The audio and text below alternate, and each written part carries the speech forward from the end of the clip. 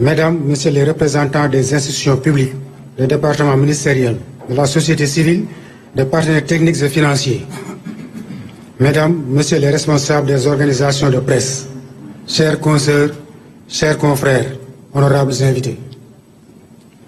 Je m'adresse à vous non pas pour alerter seulement, mais pour alerter clairement, non pas pour plaider, mais pour porter une parole de responsabilité.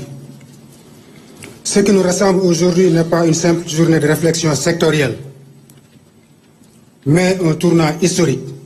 Il y a dans l'air de ce rendez-vous quelque chose de décisif, l'avenir de la presse sénégalaise. Et à travers elle, une part essentielle de la démocratie elle-même. La presse n'est pas un appendice de l'État. Elle n'est pas un acteur auxiliaire du jeu politique.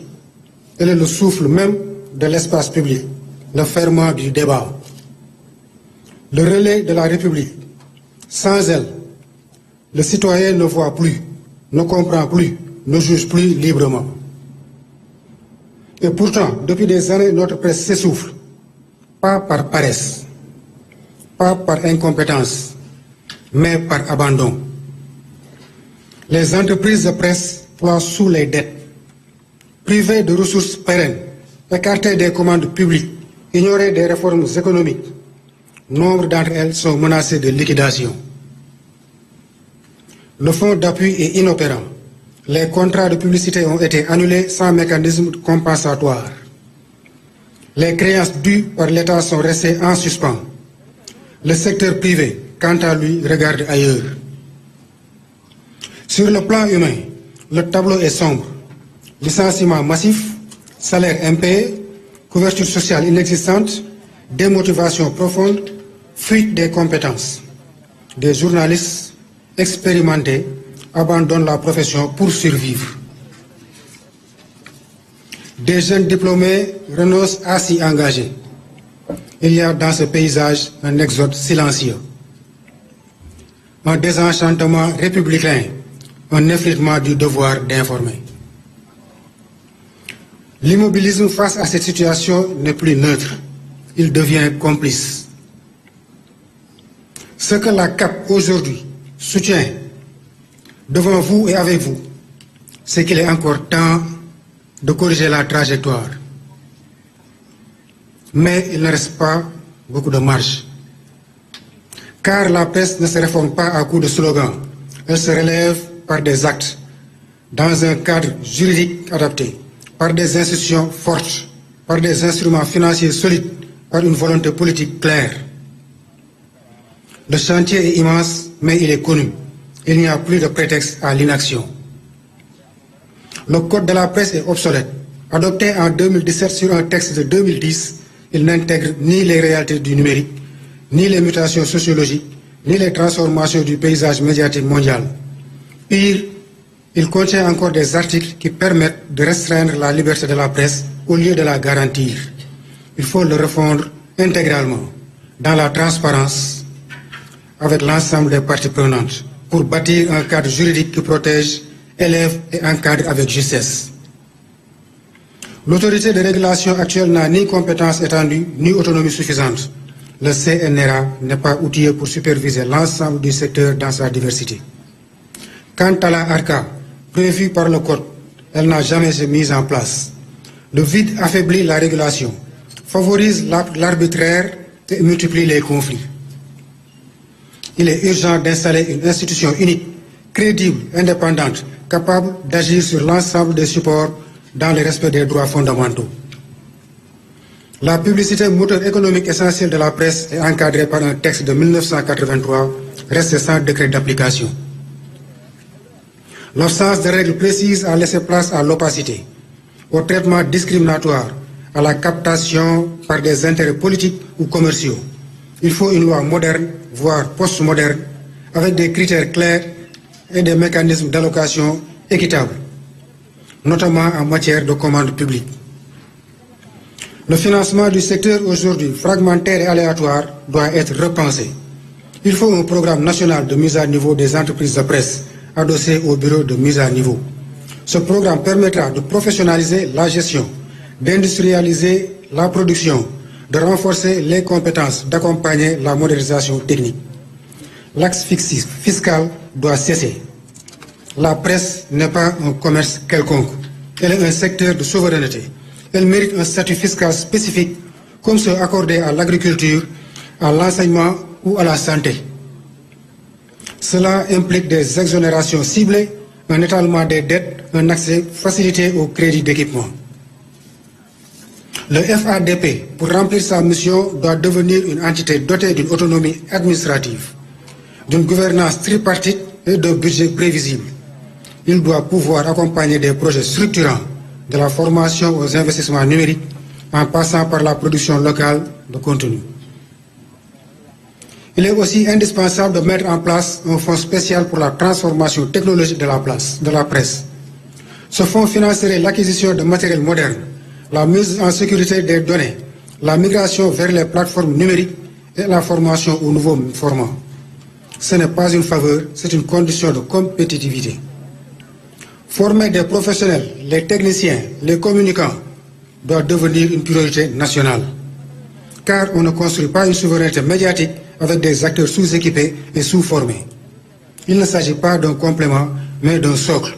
Ce programme peut s'intégrer pleinement dans le FADP. Enfin, il nous faut doter le pays d'une stratégie nationale d'information et de communication. Une vision globale, coordonnée républicaine, qui lie la presse à l'éducation, à la santé, à la culture, au développement territorial et à la paix sociale. Une presse pensée comme levier, pas comme contrepoids. Pourquoi un tel chantier? Parce que la presse n'est pas un acteur parmi d'autres. Elle est une infrastructure démocratique. Elle a porté les 3 alternances politiques de ce pays. Elle a accompagné les réformes à résister à la censure. Elle a défendu la langue wolof, le pulaar, le séeréer, le diola. Elle a amplifié les campagnes de santé publique. Elle a documenté l'histoire. Elle a éclairé les débats. Elle a souvent assumé les silences des autres institutions. Elle mérite donc autre chose que le mépris ou la méfiance. Elle mérite un contrat de respect. Le Sénégal ne peut prétendre à la souveraineté sans une presse libre et viable. Il ne peut aspirer à la stabilité sans une presse forte et encadrée.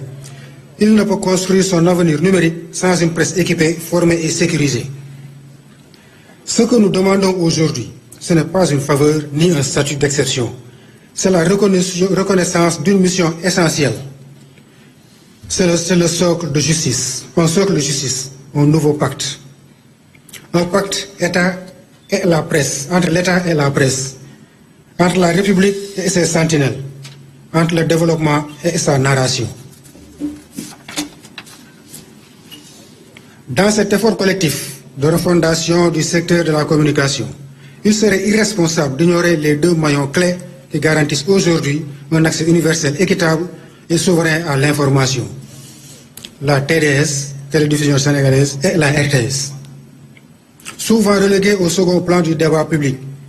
La TDS, souvent reléguée au second plan du débat public, en est en réalité le socle invisible mais vital de notre écosystème audiovisuel. Sans elle, pas de pluralisme distribué, pas de continuité de service, pas de couverture du territoire en profondeur. La TDS est ce qui relie les contenus aux citoyens, y compris dans les zones les plus reculées. En la maintenant sous-financée et techniquement sous-équipée, nous affaiblissons notre capacité à faire exister tous les médias, publics comme privés. Il est temps de doter la TDS de moyens d'investissement massifs et durables, à la hauteur de sa mission stratégique. Sécurisation du signal, accès à la TNT, indépendance technologique, innovation dans les usages. L'État doit l'assumer pleinement comme un bras armé de la souveraineté numérique et non comme une simple entité technique. De la même manière, un audiovisuel public fort n'est pas une option républicaine, mais c'est une nécessité démocratique. La RTS est bien plus qu'un média. Elle est notre mémoire collective, notre miroir social, notre chaîne de confiance. Elle a accompagné les mutations du pays, documenté les réformes, amplifié les voix des territoires et renforcé la lisibilité des politiques publiques. Mais aujourd'hui, sans financement structurant, elle risque la fragilisation. Il ne s'agit plus de lui accorder des subventions par à-coup, mais de lui garantir un cadre de financement pérenne. Ambitieux et transparent, adossé à des missions de service public clairement définies, la RTS doit pouvoir former, innover, archiver, dialoguer avec les diasporas, rayonner régionalement. Elle doit devenir un média national de référence dans l'ère du numérique, capable de concurrencer l'offre mondiale tout en restant enraciné dans nos réalités. Cela suppose des investissements massifs dans les ressources humaines, l'équipement, les formats, les plateformes, la création locale, car affaiblir la RTS, ça fait reculer l'État dans l'espace public. Ces journées peuvent ouvrir une porte si elles accouchent de mesures concrètes, de mécanismes partagés, de réformes portées, alors elles auront marqué une étape. Sinon, elles rejoindront les tiroirs pleins de rapports oubliés. Mais nous choisissons de croire, encore, avec vigilance, avec raison, avec espérance, pour une presse sénégalaise, debout, digne, ancrée dans le présent et tournée vers l'avenir. Je vous remercie de votre aimable attention.